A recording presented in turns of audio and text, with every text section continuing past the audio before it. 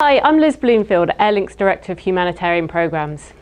We're now getting a better understanding of the logistic constraints on the ground in Palu City and the surrounding area. Due to damage at the airport in Palu City, the weight and size restrictions remain in place, and we understand that only turboprop aircraft are able to land. We also received updates yesterday that indicated that only one commercial flight per day is landing, with military aircraft accounting for all the other flights. And for these reasons, entry to Palu City by air remains a significant choke point at this time. The government of Indonesia has announced today that the city of Balikpapan has been identified as the logistics hub for the response.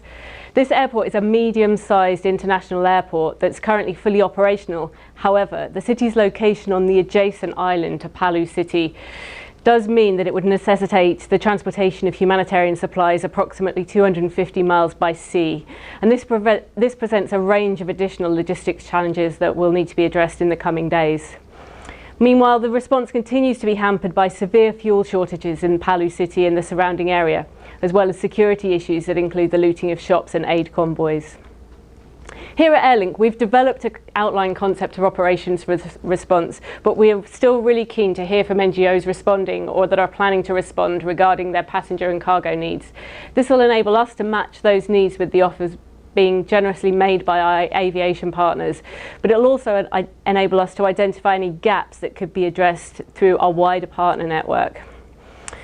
I'd like to reiterate a point that was highlighted during Monday's update, which is that all international agencies without a current programmatic presence do need to submit and offer assistance to the National Disaster Management Agency, BNPB.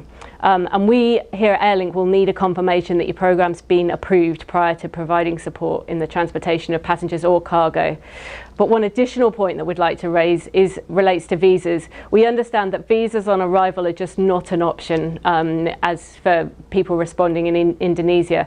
And it's our understanding that humanitarian teams arriving without that clearance will be barred from entering the country. So it's really important that you're consulting with your local consulates to secure visas prior to travel.